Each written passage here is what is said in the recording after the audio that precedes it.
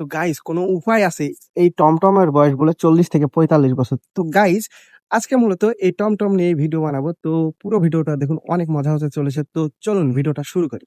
তো hey guys, welcome to back my YouTube channel so my Facebook. তো guys আজকে মূলত ভিডিওর মাধ্যমে দেখাবো এই যে আমার টমটম ও আমাদের ধান ক্ষেত। তো আজকে আমি টমটম নিয়ে বের হয়েছি আমাদের ধান ক্ষেত দেখার জন্য। তো মূলত ধান খেতে কিছু লোক লেগেছে, তো সেইখানে খাবার নিয়ে যাচ্ছি আমার এই যে টমটম দিয়ে রাস্তা। আর গাইস বিলের ওই ধার আজকে অনেক ভালো, আর কিন্তু একটু রাস্তা বেশি পরিমাণে খারাপ, তো টমটম চলে না, অনেক পরিমাণে রাস্তায় ধোলা এই যে দেখুন।